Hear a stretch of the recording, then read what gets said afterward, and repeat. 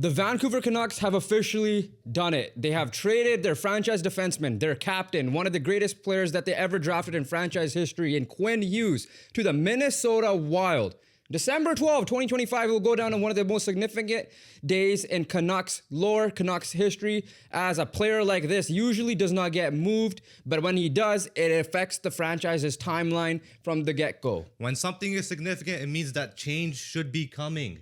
And are we going to get change in Vancouver, hinting at a rebuild? We'll get into that later in the video, but let's visit the package. And the package is Quinn Hughes to Minnesota. In return, center Marco Rossi, defenseman Zeev Buium, left winger Liam Ogren, and a first-round pick in the 2026 NHL draft. So I'm going to ask you, not just what were you doing, what was your reaction when the news first broke to you or whenever you saw it online? I was prepping for another video that we were planning on doing with the Olympic rosters in a couple of weeks. I was, listening to watching a YouTube video, listening to something, opened my phone up randomly, laying in bed, and just saw Hughes to Minnesota on the Score app. And I first thought it was a troll, but I couldn't be a troll because it was Hughes. It was the Score app. Yeah. And then I went on Twitter or X, and boom, that's where I saw it become official. It prepped me that a trade potentially could happen. Obviously, here's one thing I want to say before I ask you where you were. We already filmed a video. This wasn't our planned video for today that we're dropping. Whenever this video comes out, this wasn't our planned video. Our planned video was Quinn Hughes trade potentially happening. No point of dropping that video. Obviously, we had different reasons the trade happening, and we had some tech issues with that one. It was probably God's way of saying, you're not dropping that video because the Quinn Hughes trade actually happened. So apologies to everyone because this episode will be all over the place because A, we are Canucks fans, so we are reacting to reacting in the moment. And B, we will try to keep it as organized as possible, but we will be all over the place here. You'll get our honest, raw reactions and our overall thoughts when we kind of calm down as the video goes on. But going through it, where were you officially? I was in a car. I was driving, doing some errands. I was listening to Canucks Central, obviously your local Canucks radio station at Sportsnet 650. Yeah. Israel Fair and Bick Nazar were on with Yannick Hansen. And I was just chilling. Yannick Hansen thing, just saying, I agree with a lot of Yannick Hansen. No point. You guys should listen to it on the Sportsnet. It's basically him saying that Canucks suck. They got to change and all that stuff. And then boom, gets interrupted. Breaking news, Quinn Hughes, Minnesota. And he's like, wow, I smack my... Well, technically it's your car, so I smack your dashboard, basically. Hit the steering wheel. And look, we knew this was coming, right? If you're a realistic Canucks fan, you knew a Quinn Hughes trade was coming, whether it be now or in the offseason or maybe next year. It was going to happen, right? The shock, that doesn't change the fact that it's still going to shock you. Yeah. But the main shock factor I have personally is that Quinn Hughes was first. Yeah. That's the main shock factor I have. But that's what, again, literally a day you're never going to forget as a Canucks fan because you're going to remember what you were doing, where you were when this trade happens because it's that massive. A top 2 defenseman in the NHL, a top 10 player in the NHL doesn't get traded very often. And the Vancouver Canucks managed to F up the whole entire situation and they can't build around him. And unfortunately for the player, it's the best for him to leave. And for the organization, don't blame him. And for the organization, it's best to move on and get into a different direction, which we'll get on a little bit later in the video. But first, I want to talk about Minnesota and just them going all in. Because right now, you're looking at one of the best defensive cores in the NHL. They already had one of the best defensive cores in the NHL. They had Zeev Buium, who was coming up in their pipeline. They went out and got David Jiricek from Columbus last year or a couple of years ago, whatever, 1 or 2 years ago. This is a team that, we might be dropping an episode later on in the year as well. What teams were we dead wrong on? And this was one of the teams I was dead wrong on because I was low on this team because I thought they were just a mid team. And I was wrong, proven wrong. This Minnesota team has now officially surpassed the Winnipeg Jets. 100%. And because the Winnipeg Jets have been struggling, and again, we'll make a whole video about them later down the line as well. But they've officially are the third best team in the Central Division. They should be a playoff lock with this trade right now. They have probably the best goalie tandem in the NHL this specific year. And if you're talking about in general, they probably have a top 5 goalie tandem with the rise of Wallstead and obviously Gustafsson being good as he is. Both of them should be making Team Sweden, in my personal opinion. They already had, like I said, a good defensive core before Quinn Hughes. And then the forward group, yes, maybe that's where I was a little hesitant. They could have done a little bit of more work, but they have Kirill Kaprizov. They have Matt Boldy. Those guys are nuts. Joel Eriksson Ek is one of the best two-way centers in the NHL, one of the more underrated players in the NHL as well. So, yes, losing Marco Rossi, they were already looking to move him, right? So it wasn't even like he was like a kind of like a lame dunk, but he obviously ended up re-signing, like how many RFAs end up re-signing for a little bit, and no matter the sport. We saw that in the NBA with Kuminga. We saw it in the NHL with Bowen Byram and Marco Rossi for trade purposes. So Minnesota as a whole, just like we'll make a deeper dive on Minnesota as well in the future. But what I do want to say is, yes, right now they are third. They are significant, kind of behind both Colorado and Dallas.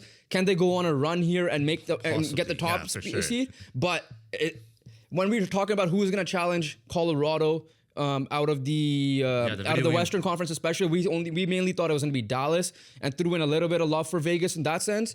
But Minnesota should be in that mix. They need to get over their playoff woes. How do you do that? You get the other best defenseman in the NHL to challenge the other best, who the best defenseman is with Colorado, and you should be able to go on that push. Before I move on to my point for Brother Wild, thank you guys so much for the support on that Colorado Avalanche video, which we dropped a week ago. Is one of our highest performing videos on our channel, so we appreciate that support, and we hopefully we could keep giving you guys value and you guys keep enjoying it and have these discussions in the comments like we did in that video. The point I want to make about the Wild is, obviously, this is the last thing I want to say about them.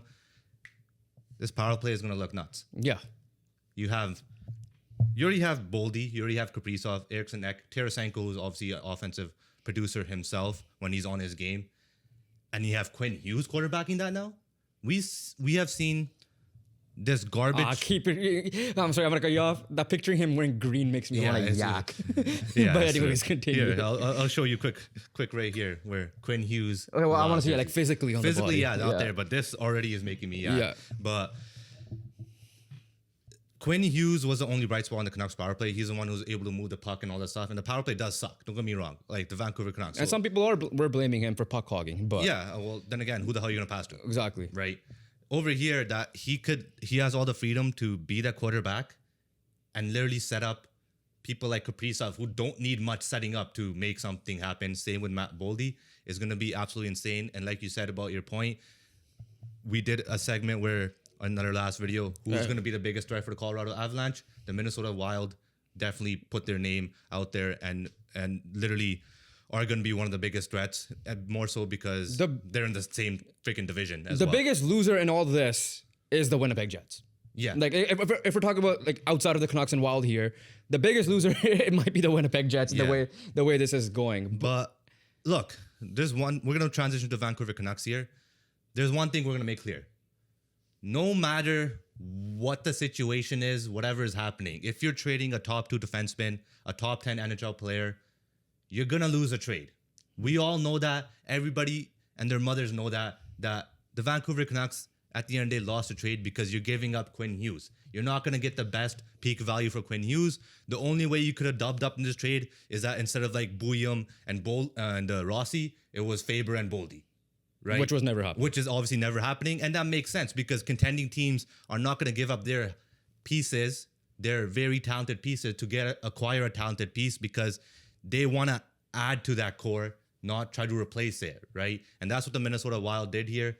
They used their prospects and top prospects to get that trade and a first-round pick. So, again, by no means that the Vancouver Canucks are winners here. The Minnesota Wild are clear winners here. But we're going to get into a little bit more detail on what the Vancouver Canucks got in return in a little bit and what they need to do next. Yeah, no, to your point, I know in the last the video that we had to scrap, you did say, like, okay, depends on what the pick is going to be, what they do with the pick, Bouillon. Yeah, you're not going to get an answer right away either. Yeah, so in that sense, okay, I get that point in that video we made. To bounce off your point, listen, I don't even care about that, whatever happens on the line. The Canucks are the biggest losers regardless because you flopped a franchise defenseman as good as Quinn Hughes. Your best defenseman in franchise history. I know the greatest is going to be Edler because of accomplishments that he had as a team. But if you talk about pure talent, he's the best player in defenseman in franchise history by far. He is since maybe outside of Bure, probably would have been your best player in franchise history in that sense. So obviously we know the greatest is the Sedin, Henrik Sedin, but if you want to put them together, the Sedins. They're together. But he would have been on that trajectory if you were a good team. You flopped Miller. You had a team with Miller, Horvat, Pedersen, Besser, Lindholm, Tocchet, Hughes. All were all-stars a couple of years ago. At one point. Obviously, Lindholm came in as a trade. Yeah. But the point is, you flopped this management group in general. Like, Benning flopped a lot of things, but at least he got some stuff, even though the Miller trade probably should not happen. But to wrap this part up, like I said, they're going to be the losers forever. At the end of the day, you do not trade unless, the small 1% you become a winner is if Z Vuom does exactly what Quinn Hughes does. We're going to get into that right here. Yeah, so and whatever that pick turns out to be, and he turns out to be an absolute stud. Sure. Right. But regardless of that point, they're going to, just to how you flop a superstar defenseman and you can't build a team around him in his prime in these last, 10-ish, 7 to 10 years, is mind-blowing for me at all. That's why they're the biggest loser for me. I want to hear anything about winner or the return is massive at this moment. Yeah, and we'll talk about the return in a second. The return can be massive, but that doesn't change the fact you still lost. You still flopped. Because there's a lot of other issues in this team. Exactly. But getting into the package a little bit. Okay, so one thing I want to say right now before I hopefully don't forget as well, because I feel like we might get a little bit heated here. We don't know who these guys are going to be. Yeah. I won't even 100% say we know Rossi at his fullest yet. We knew the Canucks were after him. Because he's still 24. But we knew who the Canucks were after him since the offseason. Like, obviously, the only one you could make a conclusion on is Rossi, but that's still, like, you can't kind of close the book on that and what he's going to be. Yeah. Compared to the market and the rumored other packages, compared to that and obviously not who you're giving up, I'm just comparing to the other packages here. Out of my first glance, it feels pretty decent. It feels pretty good compared to other ones. Taking away the Canucks fandom aside. Taking away the Canucks fandom aside, taking away the fact that Quinn Hughes got traded aside as well. Yeah. So we're just talking about the package here and what the Canucks got in return. Another thing I want to say right now and get this out of the way and make it a little bit clear.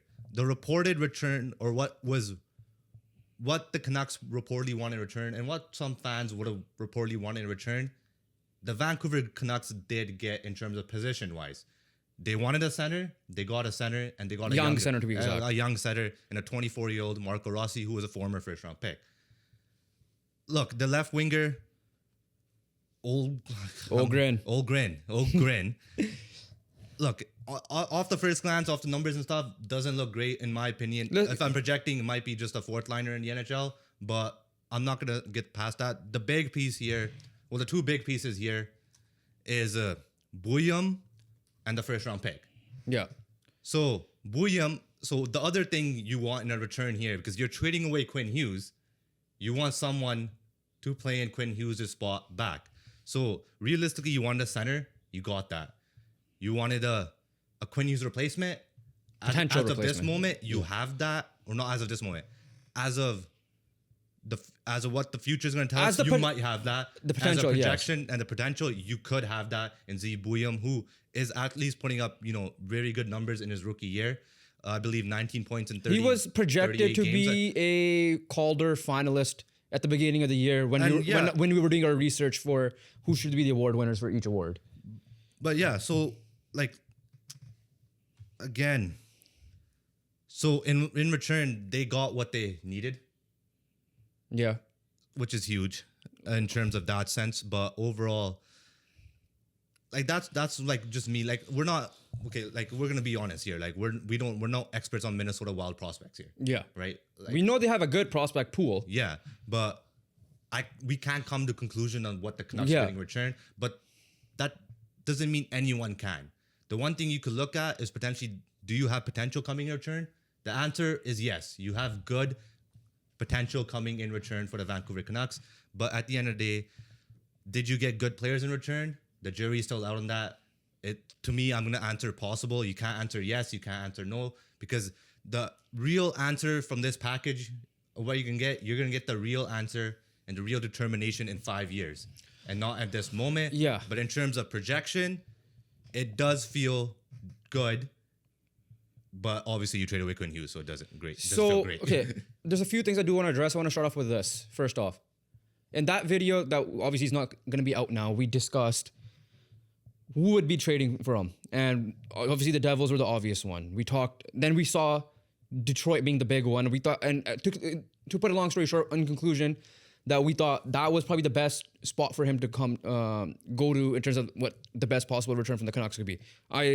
Washington was there, Pittsburgh was there. Washington I did like because if Cole Hudson was part of the thing, and he's brother of Lane Hudson, who's on the Montreal Canadiens, and people are projecting him to be a better version of Lane Hudson, I would have loved to have that guy in return. Obviously, maybe, Ryan Leonard, we found out was deemed untouchable, but obviously a guy like that would have been good. But if not, like a guy like Connor McMichael would have been that Marco Rossi type guy in this trade.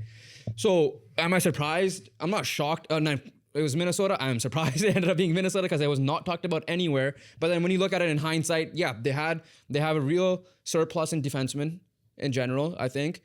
And obviously they had Marco Rossi who was going to move off of. They were trying to move off of anyways. Canucks obviously tried to get him with the 15th overall pick, which ended up being Braden Coots. Obviously, the Wild had rejected that. I think they countered with a different offer with that. The Canucks rejected that. So so that's that side of things. Like, I am a little surprised it was Minnesota. It is what it is. Minnesota's a good team. I have nothing too much against Minnesota. Before you go on, I'm going to correct myself here. He doesn't have 18 and 30. He has 14 points in 31 games. Okay. So now going to the first one, before I even go to the package myself, the timing. In that video, we just, on camera, off camera, in that video, whatever, we talked about, I predicted it was going to be during draft. Just to be a little bit different from you. You said, he's going to get traded by the trade deadline, right? I guess you were right. But we didn't think it was going to be like literally the next day when we were about to drop the video. Yeah. I saw Darren Dreger tweet saying that they kind of already knew that the Quinn Hughes was not going to extend. So the Canucks in this case, they thought the best value is now. And which I do somewhat agree with. But I also said in that video that it's Quinn Hughes. No matter when you trade him, it should be the highest value possible, which is why I'm like, you could wait and go to draft because some of these playoff teams might get desperate and trade extra pieces away. But that being said, though, like you said earlier, the rumored packages weren't that great. And if Zeev Buium is in that trade, like I said, Zeev Buium was one of the top American defensemen. He shined in the World Juniors from what I remember and what I saw draft experts say. And he was a projected top 3 type of guy to finish in the Calder, which says a lot, right? Like, he's a top 3 guy in the Calder, which means he's going to be a good defenseman, right? Like, he was not the first overall pick. Neither was Quinn Hughes. Quinn Hughes, as good as Rasmus Dahlin has been, Rasmus Dahlin late bloomed a little bit. Quinn Hughes was still going to be by far the best defenseman in that draft class. Hughes is number 8. He was a seventh pick. 7th pick. 7th pick. William is a 12th pick. So it's not that far off. He's still a lottery pick. Like, again, players always, as long as you have the good development system and a culture, which we're going to talk about that in a second with the Canucks, that's going to be the thing. One thing I do want to say before we talk about this team overall as a whole, the pressure that's going to be on Zeev Buium, Marco Rossi, and Liam Ogren, and that first overall pick, but especially Zeev Buium and Marco Rossi, is going to be immense. Because the fact that, I'm not saying it because the fans need to chill on them, right? At the end of the day, you got to chill on them. I'm not going to say that, but they're going to feel the pressure in a sense that, because they know that especially Zeev Buium is now that known quote unquote Quinn Hughes replacement. It could be the first round pick too, whatever. We don't know what that's going to happen. Like, because Minnesota, we anticipate to be in the 20s because they're going to be good. So the pressure is going to be immense. And now let's talk about the Canucks side of things now officially here with what this return means, because here's what I think. I think, yes, you're right. We could have tried to get more picks out of this. First pick, second round pick. I don't care. We could have gone another pick. Yeah. For sure. If second round pick, either a second round pick in this draft or first round pick next year, I think we could have gone that, maybe another player. I know. I'm looking at first for next year. Yeah, I know. But I'm just saying in general. I know before we hit record, Rutherford and Alvin came out and said, like, I'll clarify that right now. So basically, their first notes were, Jim Rutherford said that they think Quinn Hughes obviously didn't sound really grateful, but overall, they're like, Rutherford used the rebuild, that these young players are going to help the rebuild we're in.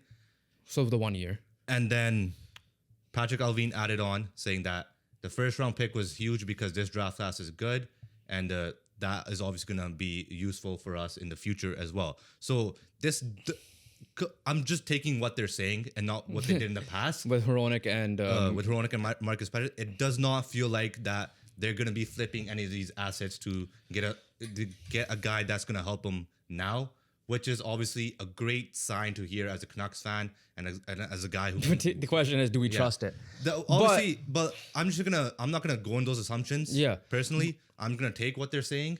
I'm just gonna take what they're saying and what's been said and what's actually out there, because it's out there. There's no assumptions, and I don't need to predict anything. So off of those first signs, it feels like, okay, this year is a wash. It's a good draft class. They're gonna use both their picks that they have right now, and hopefully they flip other people and potentially could get a third first round pick in this year, sure, whatever. Or not even just a third first round pick this year, because obviously I'm going into the rebuild talk here. We're supposed to rebuild when you trade a guy like Quinn Hughes. You're supposed to go in that direction. You can't change now. You have to go in that direction, because not only that Quinn Hughes was traded, Quinn Hughes was first traded. Yeah. Right. That sets a tone, because not just UFAs going. You could have Connor Garland next, Thatcher Demko next. I don't know what's going to happen with Elias Pettersson. He could be gone. We don't know, right? But the fact that he was first, I think, sends a message that, well, to a normal organization, these guys are not normal at all. But like for a normal organization, a normal team, that rebuild is coming. We're going to be flipping these guys. Try to get 2 first-round picks this year, but not just this year. Set ourselves up over the next 3 years. Can we get 8 first-round picks? Spread them out. 2 this year, 3 next year, 3 the year after that, right? So that's obviously the direction I'm hoping they go in, and that they do, and try to find a way to just get assets, get young guys, get picks. And obviously the only thing you can do is get picks now for whoever you have left to trade. Yeah. Just keep on getting them, hammering down, build a core the next 2 to 3 years, and see what happens. But right now, like we all said, since 2010, there hasn't been a full proper rebuild. The reason why... You mean 2013? Yeah, exactly. Because 2011, the Stanley Cup. 2011 was Stanley Cup final. He said 2010. The era, whenever that era ended, 2010's era, right, of Vancouver Canucks, there hasn't been a proper rebuild. And at the end of the day, the life cycle of an organization, you have to go through one to get back to the top. And we've seen it with Anaheim. We're seeing it with Chicago. We're seeing San Jose take steps forward as well this year. And with reportedly Gary Bettman trying to expand teams, that just means it's going to be very difficult to acquire talent through trade and free agency. And the only way you could build teams now to contender level ship and the Stanley Cup contendership is through the draft. So here's what I'm going to say. To go to my other point in a second, I agree with everything you said. We said in the one video we did drop about the Canucks, it is time to rebuild. If I'm the Canucks, I'm fully tearing everything down, keep the young guys, maybe a couple of one or two veterans you could get, and for cheap, how some teams have done it, and you go from that way. I don't think that's obviously happening. We know under this ownership group specifically, to be exact. I personally, that's what I believe. I'm not going to go too much into detail because I know there's no point talking about a rebuild for me personally, because I don't think it's going to happen. But I do agree with everything you said. I'm not disagreeing with what you're saying. What normal organization would do is this. But going back to what I was going to say, you could take what they said as face value. They haven't given us a reason not to believe it. At the end of the day, they flopped all those moves earlier. You couldn't figure out what to do with the Quinn Hughes situation. Quinn Hughes ultimately, I forgot what you said in that thing. Listen, even though they said it seems like it's gonna be they're gonna tank the year, wash the year. I think it's a move to the one thing I hate that these guys do is bring in. I'm not saying Marco Rossi's washed. He's a good player. But bringing in other players, people that they're trying to trade away themselves that were former first round picks, for example. It's not even just these guys. Benning did that with Eric Goodbranson, Sven Berchi, and all these guys, right? But I think they're trying to salvage this year to a certain extent. I personally believe that, to the point where they said that they're trying to get win now players, younger win-ish now players, and all that. Because the reason why I'm thinking that is because Adam Foote came out and said the Quinn Hughes stuff leaked into the locker room. What we heard that about JT Miller last year, that's why they needed to trade him. This group keeps thinking, they make it sound like if JT Miller was here instead of Elias Pettersson, they would be in a better spot. No, JT Miller would make this in a worse spot. The one thing we have determined from this, I'm not saying Elias Pettersson has been this $11.6 million player that he signed, but he's proven that he's been better than JT Miller to this year, right? The one thing is that essentially was last year we were deciding between two turds. Yeah. Now this one, the reason why I'm saying they're trying to salvage this, like I said, Adam Foote saying that it's deep into the locker room. That's why he was the first one to go, in my personal opinion. Is trying to salvage a little bit of the season in a sense that there's no more toxicity in the locker room. I'm not saying it was toxicity that Quinn Hughes provided. I'm saying that the reports from outside coming in providing some type of weird toxicity. Now, granted, you're still going to lose games because you lose Quinn Hughes. Your forward group might have gotten a little bit better by adding Marco Rossi to your center group. And if Pedersen comes back healthy and that's your 1-2 instead of what they have right now running the four guys, sure. But if you're talking like in a business, you might have $100 revenue. You gained $100 in revenue, but you used $200 in expensive, you have a net loss. Quinn Hughes is exponentially up here and the rest is down here. It's a net loss. At the end of the day, if they somehow, listen, I'm a Canucks fan. I'm not wishing the worst for this team. Prove me wrong. Simple as that. Prove me wrong. But in my personal opinion, you're still going to be worse off. You should be trading everybody and try to rebuild. But if you're tanking on this year, yes, do not trade that first round pick like you did in the past, unless it's some legit stud, right? And then use the fact that you have to use Quinn Hughes to get a second line center is still beyond me. But that's what I'm personally thinking. And he's not even a guaranteed second line center. Exactly. Right? I think in a championship he might be a third line center. As of this moment, or even a winger. Middle six. But even if you think about peak, even at his peak, he could be second line center. Or a winger. Best four might be a winger. Yeah. But the point is, at least, yes, compared to the other potential trade options that were there, you got a good return. I'm not going to say that. Again, it's Quinn Hughes. You're not going to ever get a good return. But in terms of what was out there, because everybody knew he was getting traded. Simple as that. So you got a decent enough return. What matters for the future now is listen, find ways to develop some of these young guys. You need to move off of Adam Foote ASAP because there's no reason why when Lekkerimäki was up there or some of the guys were up there are freaking getting scratched. Here's the number one reason. That's another reason why I'm also thinking they're trying to salvage the year. Here's the number one reason why you gotta get rid of Adam Foote. Last year, DPD was great. This year, he sucks. I blame Adam Foote for that. Yeah. Simple as that. And then the last thing I do want to say is you need to figure out a new culture. You try that with Bo Horvat. Listen, the difference between Horvat and Hughes towards Miller was Hughes didn't ultimately, like I said, come out and said he wanted to stay like the other two did have. But Hughes and Horvat, for me, come down to, it's just you can't blame them necessarily what's happening and what happened in there, right? With this situation, you need to. But at the end of the day, Horvat, it was a good leader, but he wasn't he was not a super great leader like this Henrik Sedin was. And listen, you're trying to find someone who could fill in Henrik Sedin's shoes. You're trying to fill in who could in Stan Smyle's shoes, right? Trevor Linden, all these guys. That might be Braden Coots. Who knows what else might be the case? You need to get a new culture going, and that cannot happen. And again, it might not happen under this ownership group. It might not happen under this management group. It's definitely not happening under Adam Foote. That's for sure. Get Manny Malhotra up here if you really want to, quote unquote, salvage the year or at least be competitive next year, as you've been saying in the off season. And you need to get this new culture going because otherwise you're gonna be the Canucks are gonna be in hell for the next decade. The way it's looking like. I'm gonna wrap up my final thoughts here. Yeah. I'm just gonna end up in a positive vibe and what I could, in my ideal world, what could the Canucks do in the future, or what the pieces Canucks could have in the next year going into the season. Me personally, I don't think Elias Pettersson getting trading anytime soon. So when I'm looking at it forward group wise, you could have a lineup next year of EP40 as center 1, Marco Rossi as center 2, and potentially, if he does good in another training camp, Braden Coots at center 3. So you got centers now a little bit here, which is obviously some sort of good news here. This is a positive end for me. I'm just going to assume we get Gavin McKenna.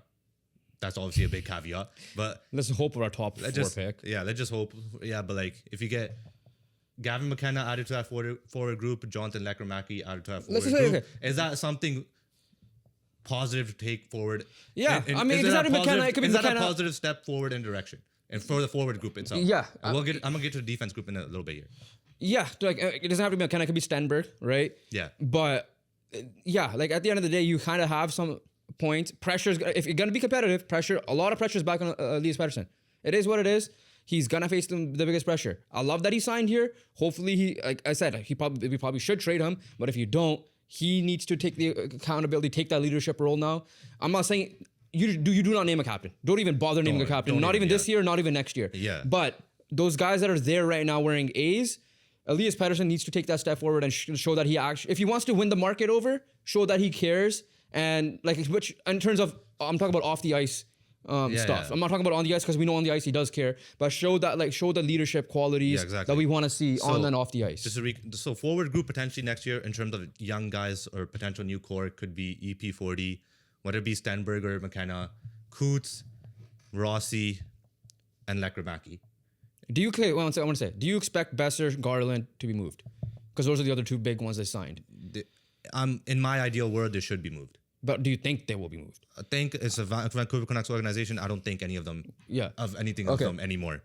Defensively, felt a little bit confident in a young group already. So you got Z Bouillon now. Which is big. Like I love that we got him. I heard the potential about him. Hopefully he lives up to it. There's a lot of pressures on that kid, and I feel bad for the kid. And obviously you have DPD and Tom Nylander. Again, feels like a very high potential, very good young core. Defensively, goaltending I'm not going to get into just because I don't know what's going to happen there. They'll figure out their answer whenever if Demko and Lankinen get traded, then we'll have that conversation. But in terms of, I'm just talking about young forward group. So like obviously if Besser doesn't get traded, you're throwing Besser in that in that core. And then defensively, like if Hronek doesn't get traded, you're throwing Hronek in that core too. Which is not bad. Not bad for the next couple of years in terms of development wise and young guys and all that stuff. And maybe you could probably tune up, but I don't want to fall into that trap again. That's just me. That's just the young guys. That's just me trying to end off in a positive way because at the end of the day, we traded Quinn Hughes away. So nothing's gonna. My final thoughts are this. I agree with everything you said. Plus, I'm gonna say this: pick a direction, pick a proper direction. Obviously, you know what direction I want to go to. I think there's only one direction. There's only one direction. Not the band, but there is no other direction but to slightly rebuild and develop the young guys. Move off from this head coach if you want to be serious. In my personal opinion, I said that since the off season, how it goes forward. But at the end of the day, let's see what happens with this team. Overall, do not trade away the picks, especially the one that even gained to get someone. Just get some young guys, get a good development staff going, and we'll figure it out from there. We don't even know if this management team is going to stay for the long term. We'll find out what happens because obviously at this moment, they're not going to make the playoffs. So we'll see what ends up happening. But at least one question is out of the way. Your next move, Kiefer Sherwood, Evander Kane, Teddy Bluger, at least the unrestricted free agents / maybe 2-year guys at the very minimum need to be moved by this deadline. Otherwise, if you cannot, Sherwood has value. I know he's not scoring as of late, but he's going to provide value for a championship level team because we've seen that. We've seen him to be a wrecking ball in the playoffs with the Nashville Predators. We've seen it firsthand as Vancouver Canucks fans during the playoff series 2 years ago. But you still have more business. You have still more work to do. Get some more picks, first, second. I do not care. Go from there. This is an overall fan reaction. This is also an analyst reaction. But we appreciate everybody, you guys watching. Comment down below, Canucks fans. It's a safe space. What are you guys thinking is going to happen in the future? Do you trust this group? Do you not trust this management group to get stuff done?